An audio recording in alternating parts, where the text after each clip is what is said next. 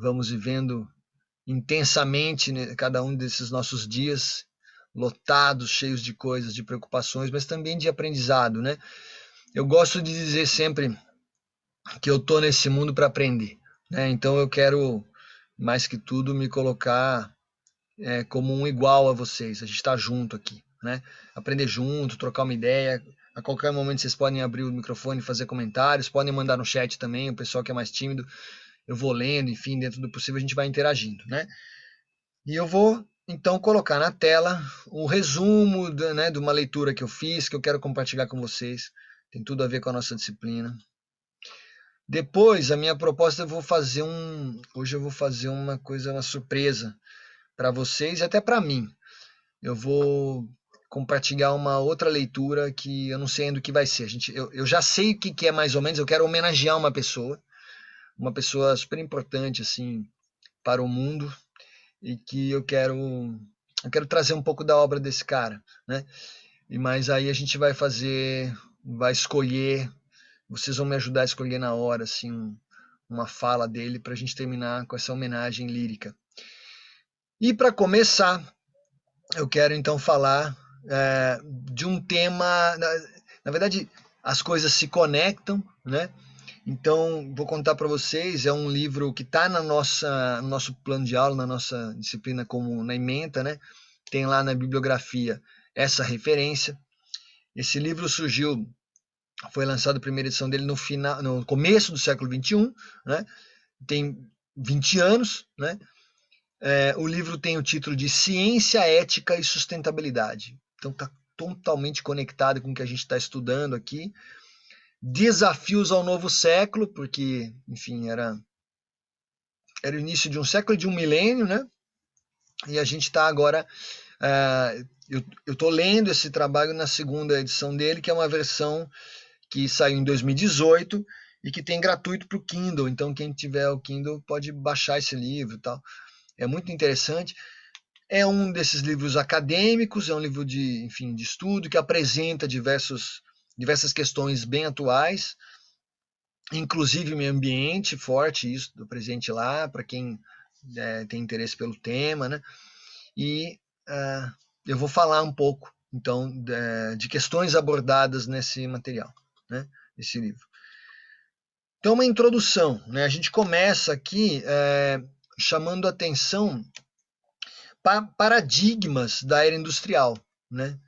Alguns padrões, né? O pensamento humano, como é que a gente encara a era industrial, algumas ideias que são assim, ficam na cabeça da gente, enfim, a humanidade tem vivido esses pontos, né? Esses padrões, esses paradigmas.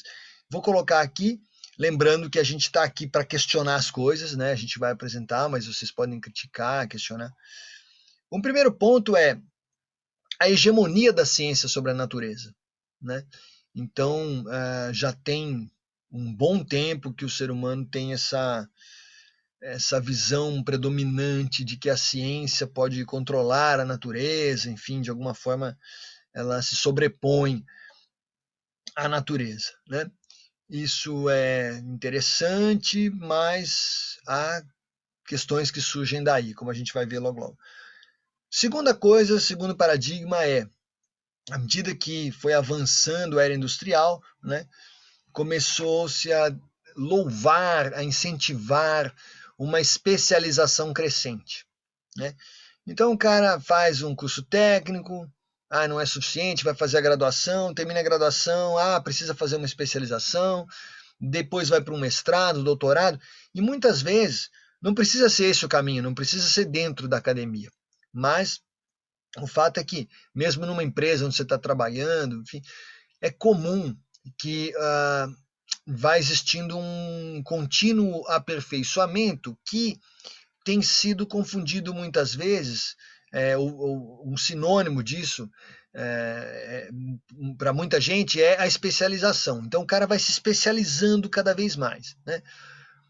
Tem uma questão aí, o perigo da pessoa, depois de muito tempo, num ambiente, numa situação, nessa jornada de crescente especialização, o cara acaba se tornando uma autoridade, sabe tudo, né, sobre algo muito específico, né? Então, tem ganhos nisso, mas também algo que a gente pode questionar, né? Muito bem. Que mais? O produtivismo, gente. Esse é um paradigma, isso é uma questão que está muito presente nas mais diversas áreas, né? O cara que trabalha em diferentes engenharias, em diferentes áreas do conhecimento humano, e que é cobrado, né, cada vez mais por uma grande produtividade, né? Está produzindo, né? Está produzindo conhecimento, está produzindo projetos, está produzindo, enfim, produtos mesmo, né, no caso da indústria. Sempre aquela ideia de aumentar o ritmo, de aumentar a produtividade. Isso vale. Tratam as pessoas às vezes como se fossem máquinas, que você pode apertar um pouco mais o parafuso ali e aumentar o ritmo de produção. Só que, lembrando que até mesmo as máquinas têm seus limites de produção, né? Então a gente tem que estar um pouco atento a isso. E se você quiser aumentar demais a produção, corre o risco de você comprometer a qualidade, né? Quiser fazer tudo muito rápido e tal. Então são questões que surgem na contemporaneidade, né? Vou agora apresentar para vocês um quadro buscando fazer uma comparação entre diferentes contextos históricos. São dois contextos, é uma comparação que eu vou fazer entre como é que estava o mundo no começo do século XX, a passagem do século XIX para o século XX, e como é que estava o mundo, como é que está o mundo agora, esse começo do século XXI, maluco, enfim, com pandemia, com tudo que a gente nunca imaginou, enfim. Então vamos lá, em diversos aspectos eu vou apresentando e quem quiser comentar, fica à vontade, né? Temos aqui, por exemplo, a questão da visão de futuro, né? No final do século XIX, começo do século XX, havia no ar, sabe, o espírito da época, o pessoal fala, havia no ar um otimismo grande, né? Tinha um otimismo, bom, no futuro muitas conquistas virão, né? Estava num momento que a humanidade estava descobrindo muitas coisas, né?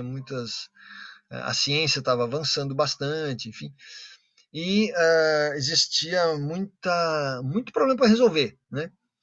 Então tinham, no geral, um ar, né, uma esperança, uma expectativa, um otimismo, né? Na passagem, 100 anos depois, né, quando a gente chega para os dias atuais, a gente tem um começo do século XXI onde o pessimismo está no ar, né? A gente tenta ficar contente com alguma coisa, daqui a pouco vem uma paulada na cabeça, daí acontece alguma coisa, você começa, não, isso agora vai dar certo, de repente vem a pandemia, e então a gente está vivendo um momento difícil nesse sentido, né? A visão de futuro. Também reparei esse ponto em várias respostas de vocês, aquele meu questionamento de quais são os desafios atuais, né? Em que vários de vocês colocaram essa insegurança com o futuro, né? Então tem uma preocupação aí. Muito bem.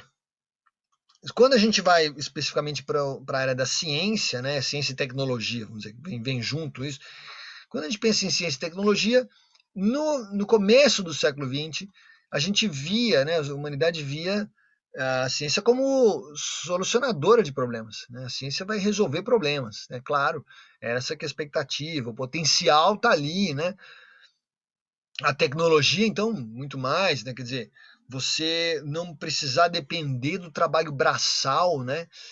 Você ter máquinas que fazem as coisas, né? Tem um poeta joseense, né?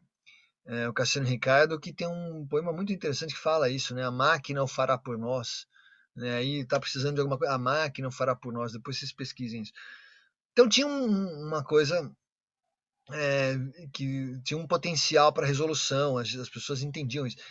Porém, 100 anos depois, embora exista a grande importância da ciência, mas a gente tem um desencanto, né? Tem uma certa preocupação aí, porque a ciência descobre um monte de coisa, de repente surge uma questão de fake news aí, começa um youtuber a falar uma bobagem, daqui a pouco está todo mundo repetindo. Então, a ciência é boa, mas assim, não é garantido, né, que vai resolver os problemas, né? Então a gente tem que olhar com precaução, né? As condições de vida. No século XIX, gente, a vida era dificílima. A Revolução Industrial, lembra aquela história das jornadas de trabalho terríveis, condições insalubres, sem direitos humanos, né, sem direito a descanso, criança trabalhando num ambiente de adulto, uma loucura. Então, o que acontece? Quando vira para o século XX, as pessoas têm aquela perspectiva de que agora vai, sabe? Perspectiva de bem-estar, de que as coisas vão melhorar. Tá suado, tá difícil, mas nossos filhos vão ter vida melhor. Tinha um pouco esse clima, né? O que a gente vê hoje, 100 anos depois? Mal-estar, carências crescentes. Então, puxa, as condições de vida tinha tudo para melhorar e o que a gente está vendo? A gente está vendo mais pessoas na rua, gente. Mais pessoas sem casa. A sensação que dá é essa, que não estamos conseguindo resolver isso, né? Por mais que a economia, né, tenha crescido nesses 100 anos, né, a produtividade também, puxa, mas a gente ainda lida com problemas antigos, né? Falta de moradia, falta de acesso ao sistema de saúde, né? Então é um problema, né? Quando a gente pensa num outro aspecto, né, nessa comparação, que é a instância reguladora da economia. Vamos lá, como é que era a economia 100 anos atrás, né? Bom, de maneira geral, claro que aqui é uma simplificação, né? A gente está colocando de modo bem resumido e tal, mas tinha uma ideia, né? Existia uma noção de que o Estado regula a economia. Os estados, os países, né, têm suas leis, então a economia está submetida às leis do Estado, enfim. Ok. Só que 100 anos depois, já está claro para a gente, na verdade isso não é de agora, isso já tem décadas que a gente vem sentindo isso, né? Muita gente fala disso, fala-se da mão invisível do mercado. Se vocês não ouviram ainda essa expressão, logo logo vocês vão ouvir. Muita gente fala, né? A mão invisível do mercado. Ah, vocês já viram, devem ter visto em jornal, na televisão. O mercado está nervoso, o mercado está otimista, o mercado isso, aquilo, o mercado está abalado. Gente, falam do mercado como se fosse alguém, né? O doutor Mercado ali, sabe? Falam personalizando. Então, a questão é, a gente não sabe, não tem um nome específico, né? Mas é esse sistema, o mercado mesmo, essa entidade abstrata, né? As grandes figuras por trás das grandes empresas, grandes indústrias, os grandes bancos, né? Esse sistema, o mercado capitalista, é que regula a economia. No fundo, se a gente for ver, eles é que decidem algumas coisas como vão ser, né? Questão de juros, uma série de coisas. Existem os governos, de fato, têm poder de propor resoluções, enfim, projetos, aprovar, fiscalizar, né? Colocar para cumprir. Porém, o mercado é que vai determinando, né? A bolsa sobe, a bolsa desce, sabe? O dólar, isso tem a mão de gente que provavelmente a gente nunca vai saber nem o nome, mas que está lá em cima, em algum lugar, controlando os destinos. Não é de um país, gente, sabe? O mercado, quando a gente fala mercado, é global, né? Pensando na globalização. Então é uma mudança. A gente fica meio submetido a essa mão invisível aí. O progresso, 100 anos atrás, era assim, o promotor de riqueza. Então, falou progresso, falou de algo positivo, né? Vamos, positivismo, vamos para frente, ordem, progresso, né? Progresso é uma coisa boa, certo? Vocês mesmos, né? Se a gente fala progresso, parece uma coisa boa, não? Tem um viés positivo, não é isso? Sim. E era visto como um promotor de riqueza, né? Progresso vai no progresso, a gente vai progredir, vai melhorar de vida, sabe aquela coisa? Bom, o que a gente tem hoje? Essa noção de progresso, a forma como a gente foi com muita sede ao pote, a humanidade falando, né? Hoje a gente tem um impacto ambiental. Tanto progresso, tanto avanço, que a natureza está agonizando, que a gente está tendo desastres provocados pelo homem. Não é uma catástrofe natural, deu uma tempestade. Não, peraí. Essas situações que a gente está vivendo, a gente vai até comentar depois, né? Situações de agressão ao meio ambiente, né? Então, progresso ilimitado, progresso sem freio, está custando caro, gente. em termos de saúde mesmo, de vidas, né? Então, para a gente ficar atento a isso, né? Como é que as coisas mudam no intervalo, assim. O que mais? As relações sociais, gente, as relações entre os grupos, né? Ah, como que isso mudou? Porque 100 anos atrás havia uma perspectiva, gente, tá? Não é que a coisa fosse linda, não, porque nunca foi. Mas tinha no ar, né? Tinha uma esperança de uma melhoria nas relações entre os povos, uma maior igualdade, né? Essa era algo que estava no ar, a ideia, o que se desejava, né? Aqui, gente, nesse aspecto, vamos ser bem honestos, essa foi uma ilusão que não durou muito, né? Porque o século XX, se a gente parar a pegar qualquer livro de história que fale do século XX, qualquer mesmo, você vai ver que o século XX foi marcado basicamente por conflitos, foi guerra, tiro, porrada de bomba para tudo que é lado, né? Então, a gente saiu, né, de uma esperança de maior igualdade, a gente está vendo uma desigualdade cada vez maior. Os avanços econômicos ou tecnológicos não se refletiram numa proximidade, as pessoas estão mais distantes umas das outras em termos de economia, o rico está mais rico, o pobre mais pobre, sabe? Então, as relações entre os povos, é o que eu já estava falando, né? Tudo isso vai se mesclando uma coisa na outra. Havia uma expectativa de paz, e aí a gente teve o quê? Guerras, um século. Primeira Guerra Mundial. Aí logo em seguida, Segunda Guerra Mundial. Aí depois a gente teve a Guerra Fria, que persiste de certo modo. Aí a gente começou milhares de conflitos, teve Vietnã, teve conflito no Oriente Médio que tem até hoje, né? Uma série de tensões étnico-raciais, religiosas em vários pontos do mundo que persiste até hoje, né?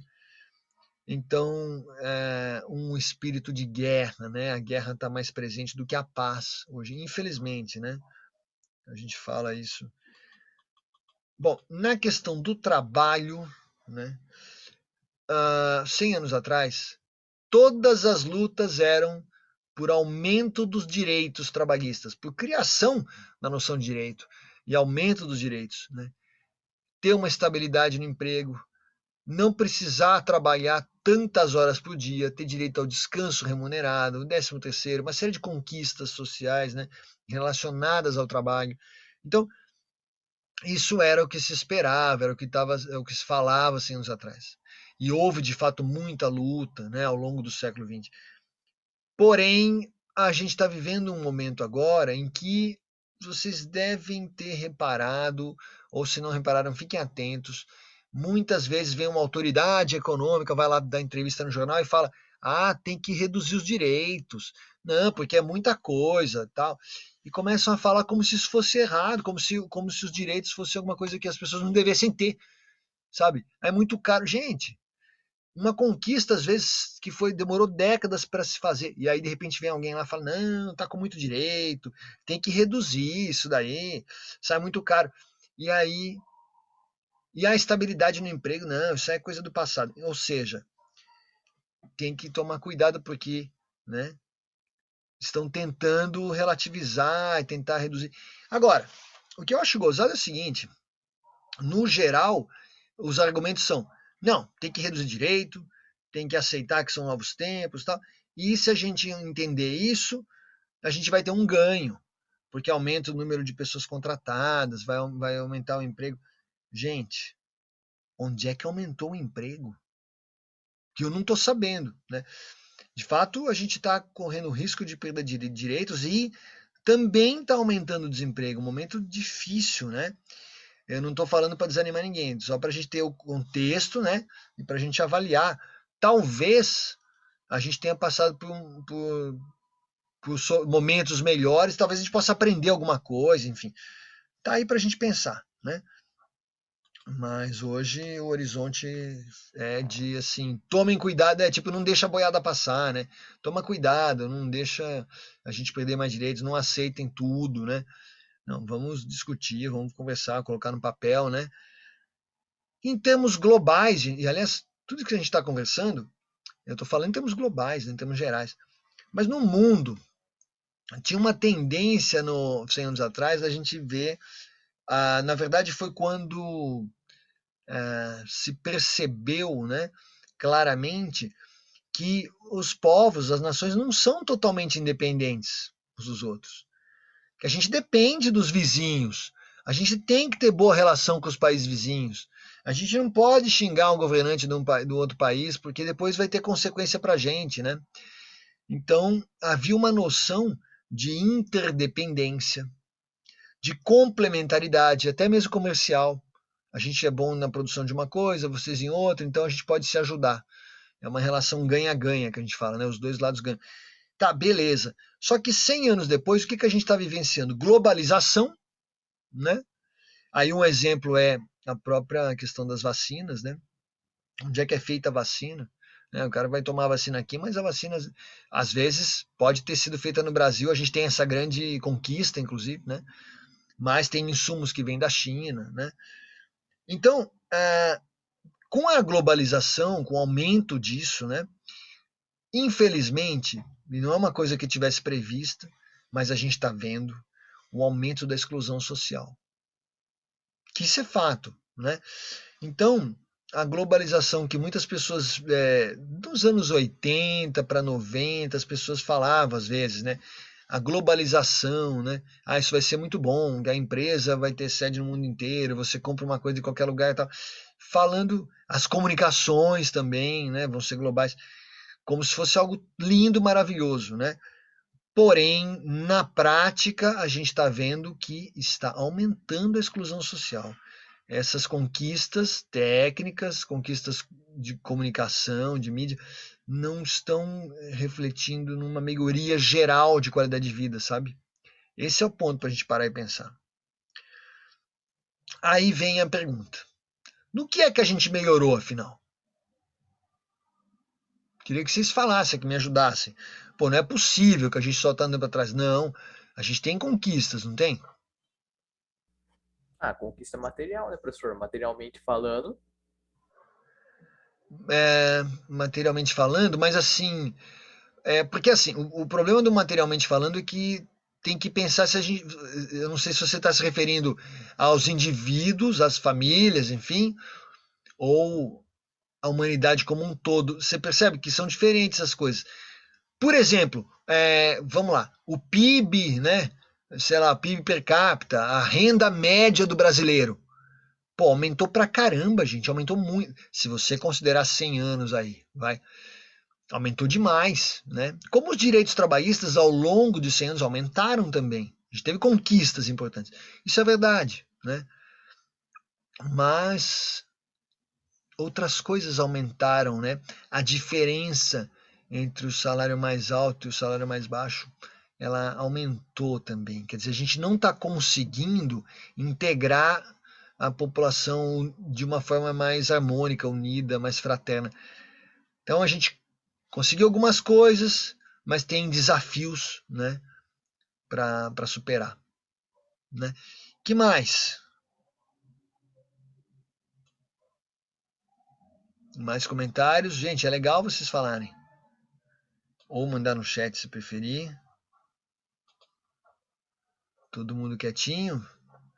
Felipe, obrigado pelo seu comentário. É legal a gente trocar uma ideia mesmo. Eu acho mesmo que a gente, ao longo do tempo, não dá pra. É ruim aquela história de, no meu tempo que era bom, antigamente que era bom. Acho péssimo isso, meu. Na verdade, não. A gente não pode entrar nessa, né? No material para a sociedade, sim, sim. A gente tem conquistas de descobertas, né, gente? Descobertas que vieram para ficar, coisas que a gente. Ah, muitas questões em termos de segurança mesmo, segurança que eu digo estrutural, até pensando em engenharia mesmo, né? Soluções de engenharia que 100 anos atrás seriam impossíveis, né? E hoje a gente consegue. Você vê, por exemplo, no Japão, no mundo todo, mas assim, principalmente em países como o Japão, outros lugares onde tem um risco de terremotos, sabe? Tremores de terra acentuados, né? De alta intensidade. Tem hoje em dia uma engenharia para construção nesses lugares de prédios, eu não sei como é que se fala, mas são prédios assim resistentes, né, anti-vibração. São aqueles prédios que já são construídos de um jeito que ele pode balançar, mas não cai, sabe? são conquistas da engenharia, que isso, de fato, é um ganho para a humanidade. É claro que é melhor a gente ter prédios com flexibilidade. É isso aí, Felipe. Então, a gente aprendeu a fazer coisas, né? Sem dúvida. Tem outras questões, outras coisas que a gente, assim, exposição a riscos desnecessários, né? Hoje a gente já sabe que isso aqui não deve fazer e tal. Quando surgiu o raio-x, as pessoas não sabiam que aquilo lá podia gerar problema de saúde, né? Então hoje tem toda uma estrutura para você ter um cuidado com a radiação, né, gente? A gente aprendeu a lidar com as radiações diferentes, várias coisas, né? Enfim, chegamos no espaço, estamos conhecendo um pouquinho mais do mundo, assim, extra planeta Terra, tal. A gente tem ganhos, né? Mas os desafios vêm também, né? Vem junto aí. Muito bem. Que mais? Temos paradoxos, né? A gente tem a ciência que é uma esperança para a gente. Exemplo, vacina, né, gente? A solução de problemas, hoje nós precisamos das vacinas, né? Porém, isso é o lado positivo. Porém, também tem junto com isso um risco do surgimento de novos impasses, por conta do próprio avanço, né? A gente avança, avança, avança, e aí acontecem episódios que nos deixam reflexivos. Por exemplo, degradação ambiental, né? Caso de Brumadinho, como exemplo, né? Mariana, exemplo negativo, né? Exemplo péssimo, traumático, né? O excesso de produtividade, sabe aquela coisa de querer fazer de qualquer jeito, vai produzir, e aí acaba sacrificando a segurança. Então é um paradoxo. A gente não pode fazer isso. A gente tem que questionar esses limites, né? Bom, a produção. A produção, de modo geral, nossa, qualquer área que vocês queiram falar, vai, cita uma área aí. A produção no mundo não está aumentando? É ou não é? Em uma série de coisas, né? Produção, sei lá, de veículos automotivos está aumentando, né? Professor, Pode falar. eu vi uma matéria que disse assim que os produtos de artigos luxuosos foram que os mais venderam na pandemia por conta da questão social, porque os ricos não foram tão afetados quanto a camada mais pobre. Então, os artigos de luxo foram os que mais foram vendidos e é o que está mais sendo fabricado. Sim, é uma triste constatação, mas é muito. Eu te agradeço você trazer essa questão realmente. O que acontece? A estrutura, sabe aquela coisa que eu falei da mão invisível do mercado? Hoje em dia o que está acontecendo é isso, o aumento da diferença, né? Inclusive, gente, vamos assim, eu estava lendo isso esses dias sobre produção. Estamos falando aqui de produção, né? A produção aumenta muito. Você sabe uma área onde teve aumento de produção, aumento de venda, bebida alcoólica. Explodiu de vender vários estados no Brasil, fora do Brasil. O consumo aumentou bastante, né? Em casa, né? As pessoas estão indo menos a bar, é claro, mas o consumo está muito alto, né? Então, quer dizer, alguns setores têm ganho, né? Outros setores sofrem mais. No geral, a gente está vendo isso. O rico cada vez mais rico, o rico está com dinheiro aplicado. Então, assim, o rico, aquele cara que não precisa abrir a loja, sabe? Ele está com o dinheiro investido num fundo lá e vendo a vida passar, curtindo e tal. Então, está mais protegido, tem acesso à saúde, né? Sabe? Então, essas pessoas foram menos atingidas. E não tomar vacina nos Estados Unidos. Cara, isso é incrível. Eu tô vendo isso, né? E aí, detalhe, o cara faz faz um tour da vacina, toma a vacina e já posta lá no Facebook, posta na rede social, tô aqui passeando, já tô vacinado e tal. Gente, fala a verdade, ostentando vacina e a gente aqui, né, se virando e pedindo, pelo amor de Deus, vacina, né? Então, você vê a diferença, né? Inclusive, eu estava hoje conversei com dois amigos que trabalham em outras universidades, né, em outras cidades, para saber como é que estava lá, se tinha perspectivas, né? E tá todo mundo na mesma que eu, enfim, que nós aqui, né? A gente tá nessa vida online esperando, não tem. A situação não tá fácil, né? Então, são paradoxos. Ao mesmo tempo, a gente sabe que existe a tecnologia. A gente sabe que existe, inclusive, dinheiro para isso, para a produção. A gente sabe, tem os insumos, mas existe essa questão do acesso, né? Que vale para comida, vale para a saúde, vale agora. A gente está vendo na vacina, né? A questão de poder fazer o trabalho online. Eu sou um privilegiado nesse aspecto, né? Eu estou num lugar que me dá toda a assessoria e eu estou aqui fazendo a minha aula com segurança, né? Mas nem todos têm essa condição, né? Então, Sim, eu vi uma pesquisa que parece que a cada 2 brasileiros, um passa fome, agora por conta da pandemia. Então, isso piorou demais, gente. A gente, né, é assim chocante, né? Eu, por exemplo, a minha adolescência, quando eu entrei na faculdade, que era no finalzinho dos anos 80, ali pro começo dos anos 90, tinha matérias de jornal, às vezes você via notícia de miséria, de gente passando fome, o negócio estava complicado. E o Brasil melhorou, sabe? Foi avançando, várias questões, e a gente agora vê um momento difícil que estamos passando, né? Então, a desigualdade social está aqui, né? A desigualdade social, voltando um pouco para o nosso texto, mas é isso que a gente está vendo. Outra, a questão da frustração, porque você simplesmente querer produzir mais, às vezes com a melhor das boas intenções, mas não garante solução e pode criar problemas.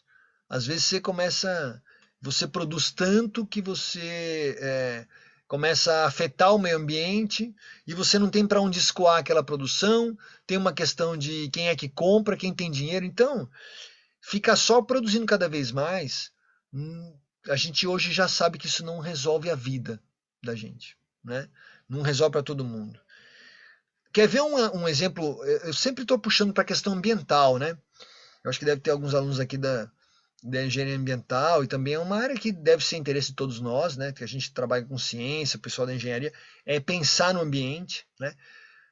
Olha o que está acontecendo no Brasil mesmo: aumento da produção de soja, aumento da produção de celulose, eucalipto pra caramba, né? Só que isso está gerando empobrecimento do solo, inclusive estímulo ao desmatamento, empobrecimento, regiões onde você cultiva muito você trabalha com cultivo intensivo e você, vamos dizer, está empobrecendo o solo, está cansando ali, você está destruindo não está dando tempo do turnover, daquele ambiente se reconfigurar, enfim, de se readaptar, você começa a ter deficiência nutricional, né? Então, em algum momento isso para de dar certo, né? Então veja, quer dizer, produção que aumenta. Quer ver? Eu vou dar, olha, tem um exemplo até biológico que a gente pode falar, que é o pessoal que faz tem uma técnica, o anel de Malpighi, é um exemplo assim, uma árvore, né? Então você tem uma árvore de fruto, ela vai dar fruto, se você quer fruto doce, e aí você vai lá, tem uma tática, uma técnica, que você corta não sei se vocês já viram isso, você corta um disco externo do tronco, e você, de certo modo, está bloqueando ali o fluxo de nutrientes, tá? Então, todos os nutrientes sintetizados nas folhas, na fotossíntese, em vez deles passarem para a planta toda, eles ficam presos e vão gerar frutos doces, frutos que crescem mais, tal. Porém, se você ficar fazendo isso, você está condenando aquela planta, porque as raízes vão ficar desnutridas, aí depois a raiz morre. O que acontece quando a raiz morre? Morre tudo, né?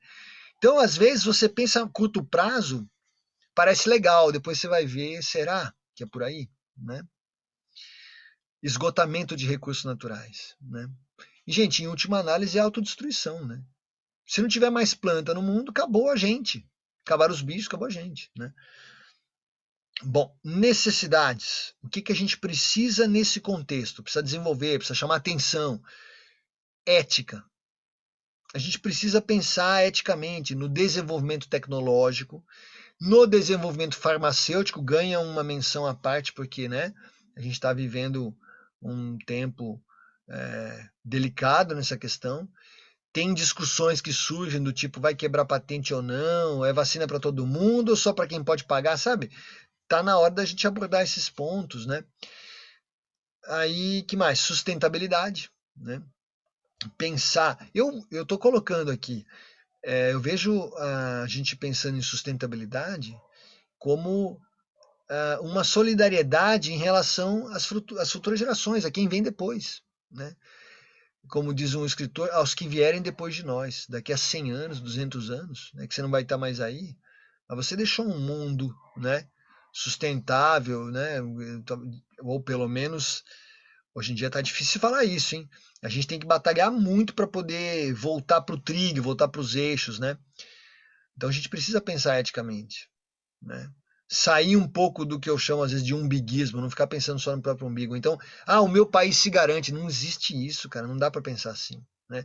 Ou então na Covid, o meu município tem leitos hospitalares. É mesmo, se o seu município tem, os municípios em volta, se não tiverem, cara, eles vão bater na tua porta, sabe? As pessoas vão de um lugar para o outro, tal. Então não dá para a gente pensar só naquele pedacinho e acabou.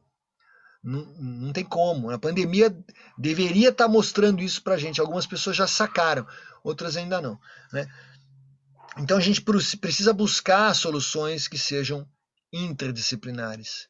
A gente precisa, o engenheiro tem que conversar com a agente de saúde, esse cara tem que conversar com a pessoa que tem a formação em direito, né? Você tem que ter, é inevitável, a gente vai ter que conversar mais. Eu estou dando aqui como dica, né? Alguns dos melhores profissionais que eu já conheci, acho que os grandes, né?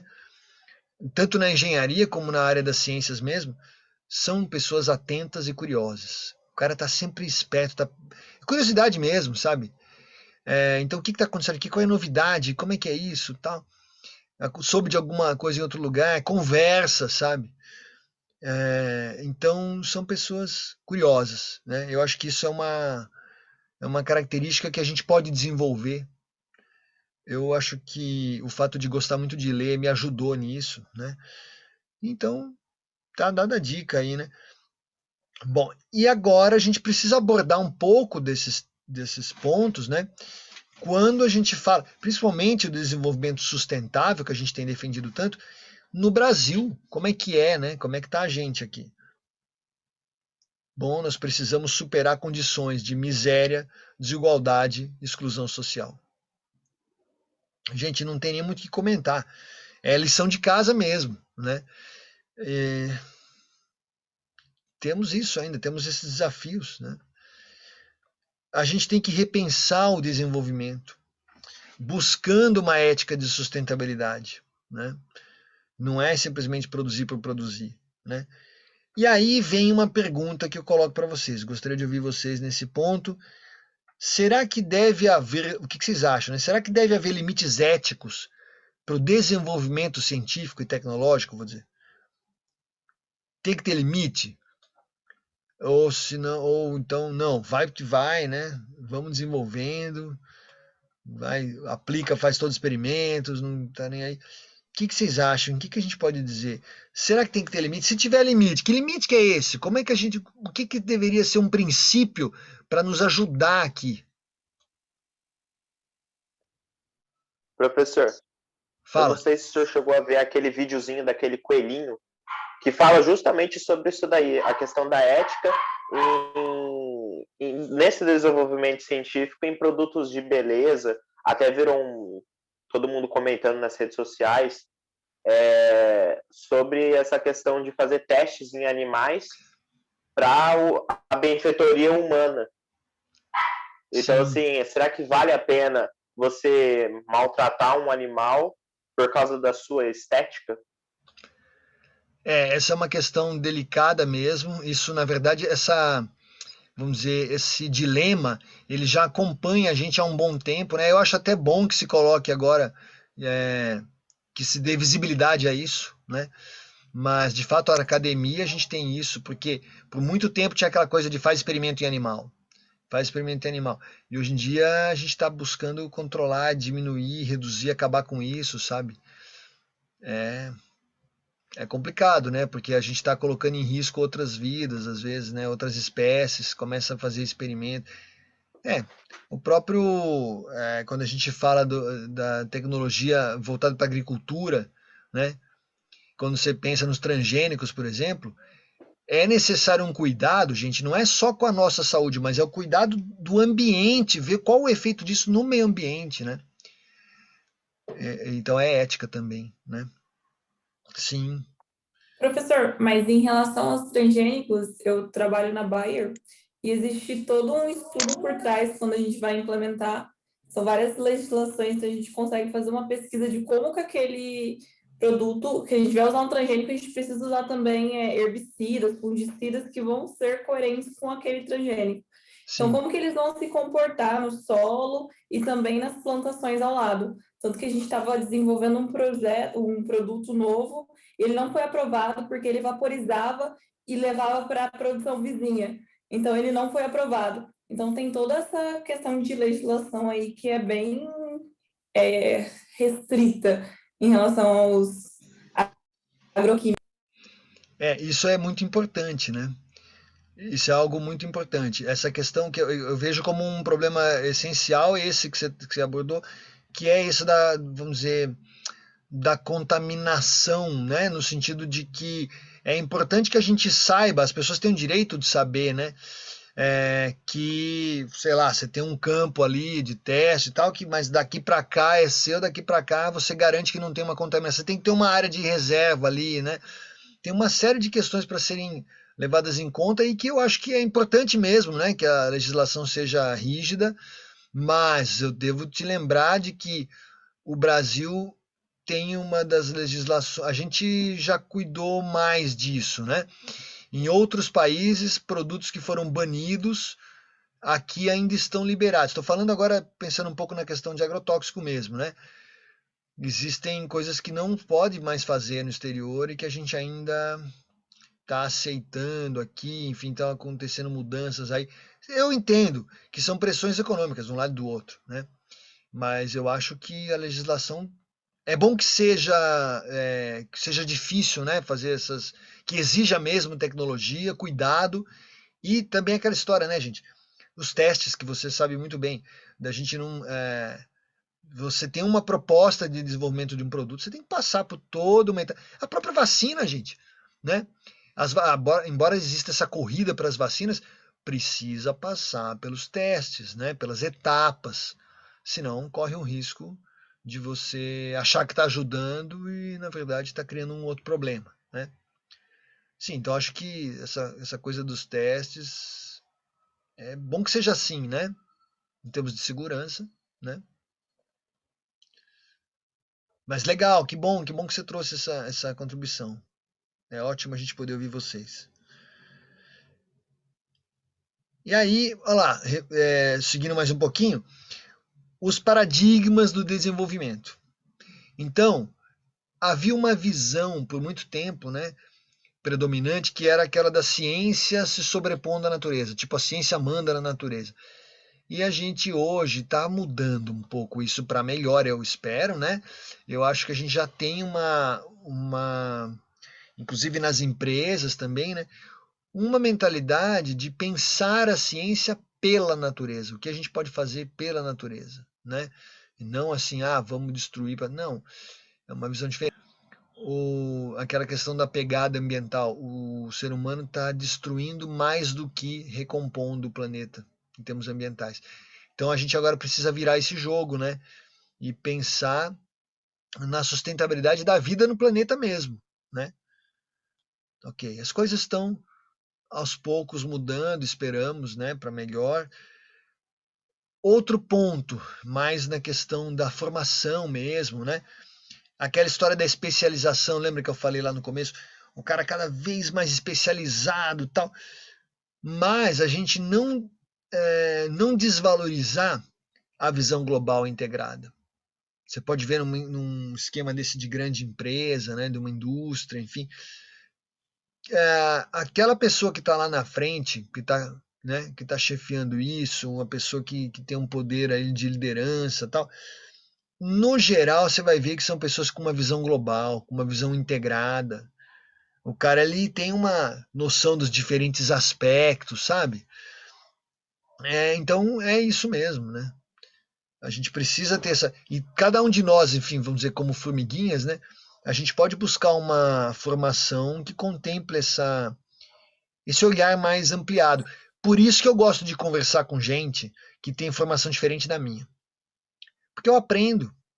Eu tenho gostado muito de conversar com o pessoal que trabalha, estuda na área de psicologia, psicanálise, porque, cara, eu quero aprender isso. Eu preciso pensar em como é que está a consciência das pessoas, até o próprio inconsciente, né? Estou nesse mundo para aprender, né? Então essa coisa da gente ter o olhar para o diferente, sabe? Estudei muito uma coisa, então estou curioso de saber como é que é a visão de outra pessoa que tem outra formação, sabe? Bom, trocar a alta produtividade pela consciência ecológica. A gente sabe hoje que passado um certo ótimo ali, se você continuar produzindo mais, você pode estar trazendo mais danos do que benefícios. Então tem essa noção ecológica mesmo, né? De novo, falar aqui, chamando atenção essa história de que um ponto de vista generalista. Uma coisa que a gente às vezes ouve no meio acadêmico, né? O cara é muito generalista. As pessoas falam como se fosse pecado, sabe? Como se fosse um defeito. Nossa, o cara é generalista demais. Fica querendo integrar os assuntos, misturar assuntos, como se fosse um defeito. E na verdade, isso não é uma qualidade menor, não é um defeito. Isso é necessário em certas circunstâncias, né? Alguns problemas complexos que você não vai conseguir resolver somente com aquela especialização sua extrema. Você vai precisar olhar para o lado e provavelmente, em certas situações, vai precisar pedir ajuda, né? Para pessoas que têm formação diferente da tua, que vão te ajudar a olhar as coisas de um ponto de vista diferente, vão levar em conta coisas que você deixou passar às vezes, né? É legal isso, o lance de trabalhar em equipe é muito bom por causa disso, né? Bom, falar um pouquinho do tecnólogo, né? Nos aproximando um pouco enfim, do trabalho de cada um de nós, gente que trabalha com ciência, com tecnologia, e a gente tem que pensar, né, ciência e tecnologia de modo a garantir a viabilidade econômica dos projetos também, né? Então, pensar na sustentabilidade também econômica, né? A gente tem que fazer as avaliações de custos, tem que pôr a bola no chão, né? Às vezes você sabe o que você precisa fazer, mas não pode ser a qualquer custo. Você tem um tempo necessário, para você captar recurso, para você, né, enfim, conseguir fazer as coisas no limite. Não começar uma obra que você não tem a menor ideia se você vai conseguir terminar, isso seria uma loucura, né? De vez em quando a gente vê umas coisas meio loucas por aí, né? Mas não dá, a gente tem que planejar sabendo onde a gente consegue, né? Senão fica naquela coisa, não, vai fazendo, aí depois se vira. Não, não é assim, né, gente?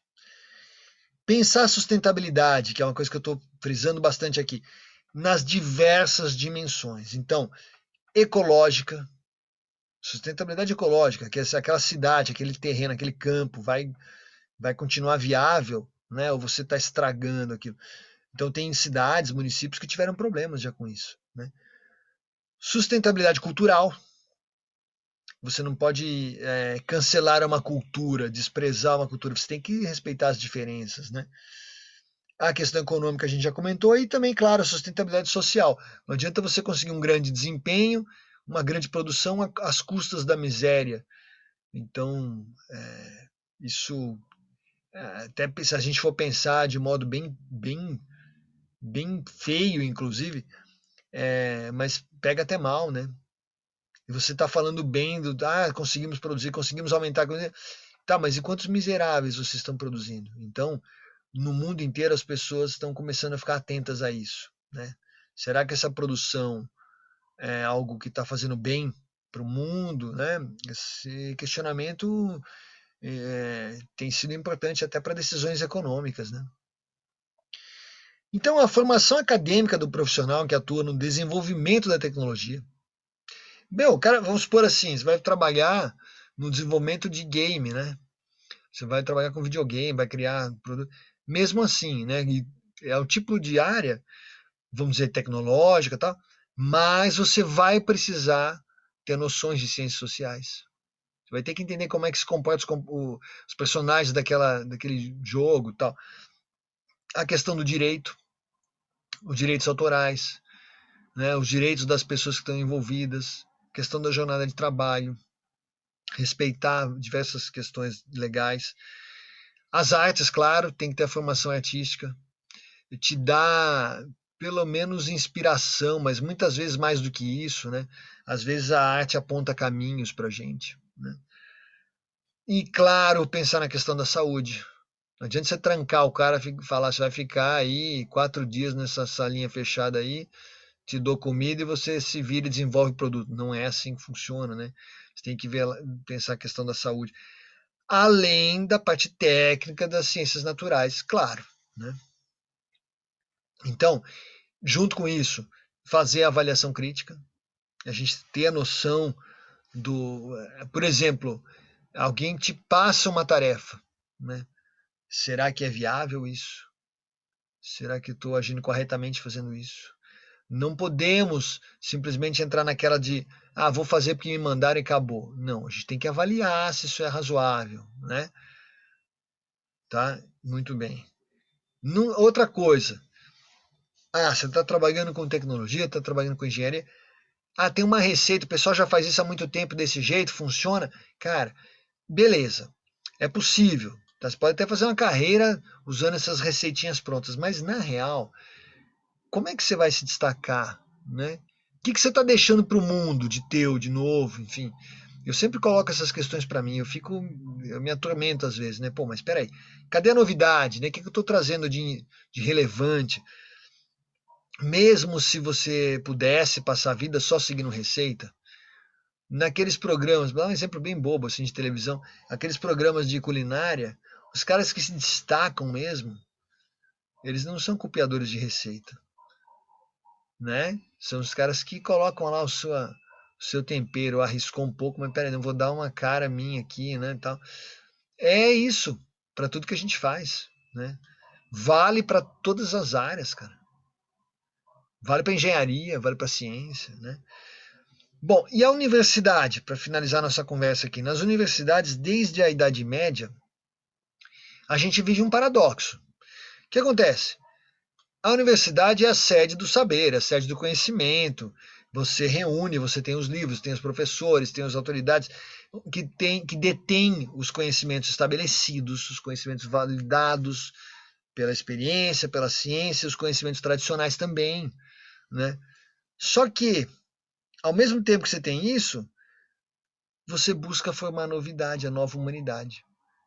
Então você parte de um monte de coisa que já se sabe, um acervo, e aí você quer buscar um novo. É meio paradoxal, né? Pode parecer. Mas na real não é. Se a gente parar para pensar, a questão é que a gente precisa mesmo estudar, tá? Refletir, pensar, compreender, buscar entender as coisas, né? Adquirir uma base conceitual, técnica, tem que saber cálculo. Sinto muito, né, que é aula de humanidades, mas tem que falar essas coisas, não adianta. Não, mas futuramente, cara, tem que saber. Tem que saber, cara. Não dá para você confiar. Mas a máquina fará por nós. A máquina às vezes faz bobagem, né? Você tem que conferir ali se você alimentar corretamente, né? Mas às vezes dá pau, né? Você tem que aprender essa parte técnica, mesmo que seja para mudar. Não, mas eu vou inovar, vou dar beleza. Mas aprende primeiro. Entenda como é que a coisa evoluiu, né? Por que precisou passar por isso? Aí depois você vai propondo as adaptações, alterações, inovações, né? Não dá para também entrar naquelas, não, mas eu sou um gênio, vou ignorar tudo isso, fazer o meu... Cara, não vai. Não vai. Sinto muito, né? Você precisa estudar mesmo, tá? E ter essa visão crítica, esse olhar aberto. Vale para a ciência, vale para a engenharia e vale para as artes também. Tá? Muito bem, gente. Essa era a conversa, acho que eu falei bastante, né? Se deixar, fico falando. Mas eu queria ouvir um pouco vocês, né? Sobre essas questões todas que eu estou colocando, né? Vou abrir um pouquinho aqui, fechar um pouco a minha apresentação para poder olhar para a carinha de vocês. Quem puder colocar a carinha na janela é legal. Mas são questões para a gente refletir, né? E que bom que a gente tem ainda justiça, leis, que a gente pode, que alguém, né, não lembro quem foi a moça que falou do trabalho, enfim, a regulação, o comitê de ética, a gente também que vai fazer uma coisa nova, um experimento, você precisa passar para o comitê de ética, né? A questão da vacina também, né? E aí, comentários? Todo mundo muito tranquilo? Eu espero não ficar em... Pode falar, Leonardo. Eu acho que o senhor já falou bastante, já deu para esclarecer bastante. Muito bem, legal, então. Gente, então vou fazer uma perguntinha bem assim, fazer uma pergunta leve para vocês. Eu não sei quando que as pessoas vão assistir. Ah, beleza, tudo bem. O pessoal tem dificuldades técnicas no microfone ali e tal, beleza. Mas assim, nós estamos gravando essa aula hoje, depois vai ser disponibilizada, né? Hoje é dia 24 de maio de 2021. Estou fazendo esse registro porque eu vou fazer uma perguntinha que tem a ver com isso. Vitória, queria falar alguma coisa? Acho que começou a abrir o microfone, se quiser falar. Queremos ouvir. Não? Bom, então a pergunta é: hoje é uma data importante para o mundo. Tem um grande cara, uma grande mente criativa que está fazendo aniversário hoje. Vocês sabem quem é?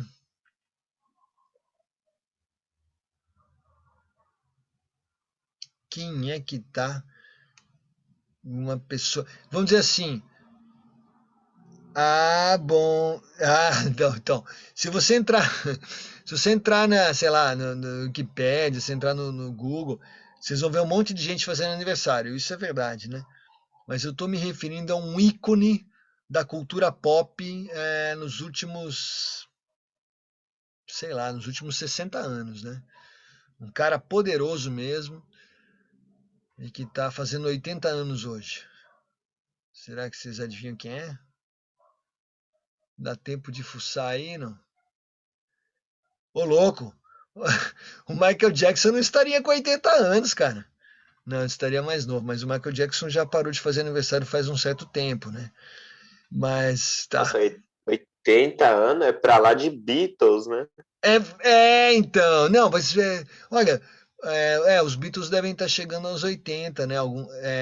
Tá por aí. Então, mas nessa faixa aí, por aí. Então vamos ver, quem que botou o mundo para ferver nos anos 60? Ok, os Beatles, os Rolling Stones, né? Que tem algum cara que vocês lembram, assim, um solitário trovador, um cara importante, o único compositor da história da humanidade. Quem é? Que ganhou o Prêmio Nobel de Literatura. Não, já não sei. Frank Sinatra, sei lá. Não, o Sinatra já tinha passado dos 80 faz um tempo, mas o Sinatra, ele era mais cantor mesmo, né? Mas tem um cara que ele compõe, e ele tem livros, inclusive, mas o lance ele é famoso pela música pop, né? Ó, vamos fazer o seguinte, vou dar uma dica. Eu vou fazer mais legal que isso. Eu separei aqui alguns escritos dessa pessoa e eu vou fazer a seguinte brincadeira. Tem 7 textos aqui. Eu vou pedir para vocês, vamos ver quem manda primeiro no chat aqui, o primeiro número que aparecer aqui, de 1 a 7. Coloca lá, número de 1 a 7, e eu vou pegar o texto correspondente tem gente que sabe, aí ó. 3, eu vou agora ver, chegou aqui um número 3, eu vou pesquisar qual que é o texto 3 que eu separei. Eu nem vou colocar na tela, eu vou só ler para vocês verem qual que é desse cara, né? Espera aí que eu estou procurando aqui.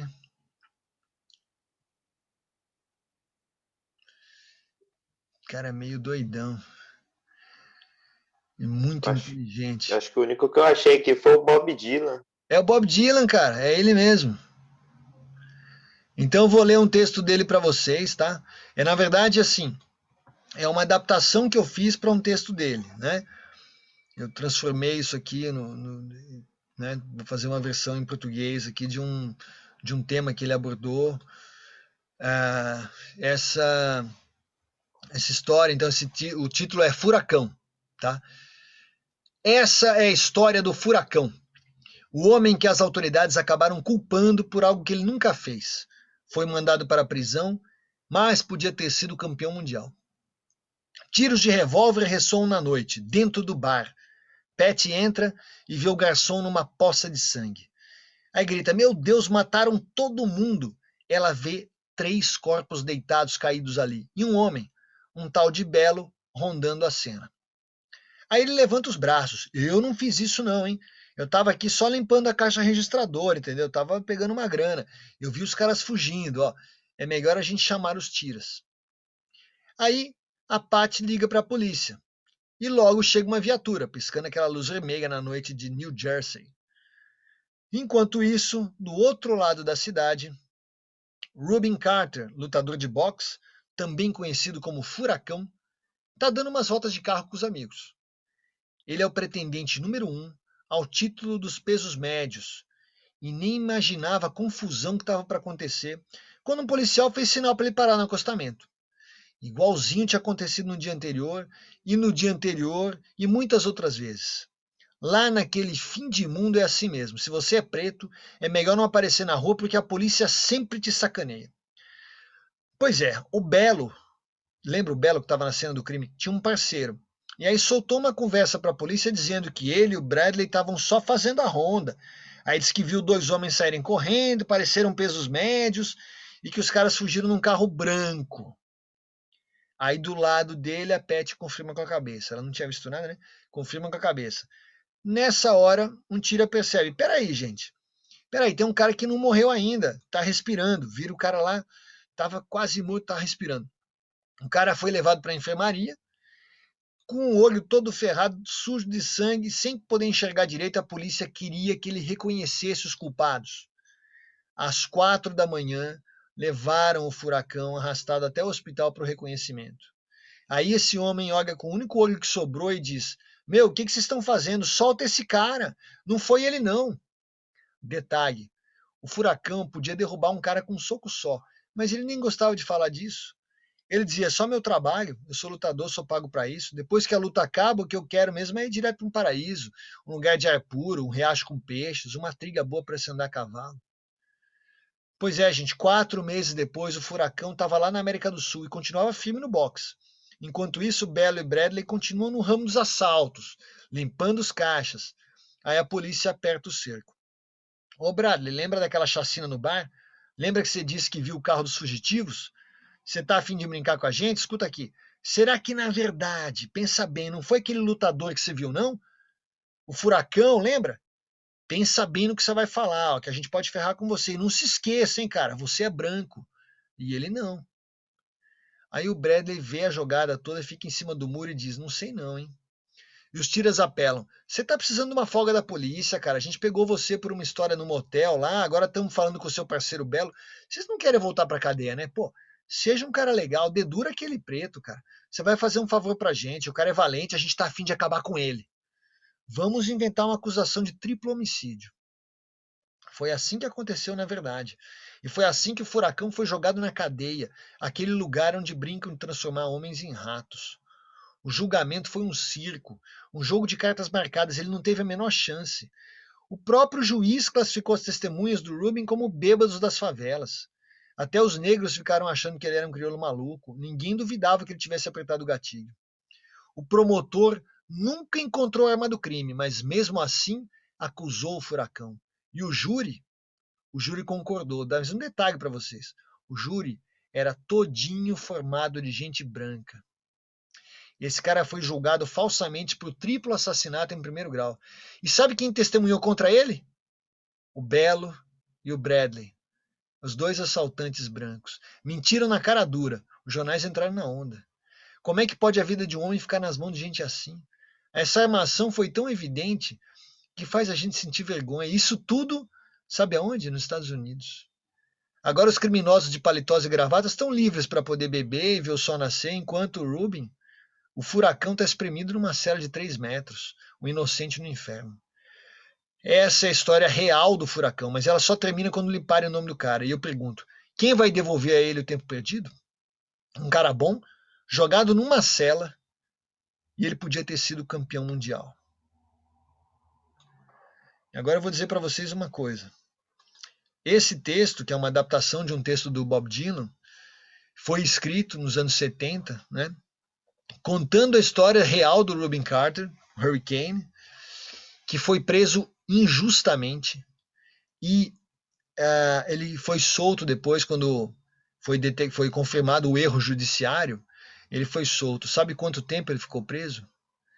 19 anos, gente. 19 anos. Até que vários movimentos humanistas, gente do mundo inteiro se envolveu, né? Conseguiram provar que ele era inocente. É para vocês verem, né? A justiça às vezes é injusta, né? E é um texto do Bob Dylan, né? Prêmio Nobel de Literatura, cultura pop, um ícone assim. E um cara que está com 80 anos e está aí, né? Inspirando a gente. Eu achei que tinha tudo a ver. É um texto que tem a ver com direitos humanos também, né? Que é uma denúncia. E a gente vive ainda tempos em que temos que nos questionar muitas vezes, né? George Floyd, I Can't Breathe, né? Então é isso, pra gente pensar junto. Que bom que tem um cara, né? Tem muitas pessoas que estão atentas, né? Atentas a essas questões. E, bom, se vocês quiserem comentar, tá aberto. Professor, Fala. não falando muito do texto, mas a situação de ser preso 19 anos. Tem uma série na Netflix, eu não sei se você conhece, Os Olhos que Condenam. É uma minissérie, 4 episódios. Nossa, que legal, vou assistir, não conheço não. Baseadas em fatos reais, que 4 negros foram presos injustiçadamente por conta de uma baderna que fizeram no parque, não lembro qual parque que era.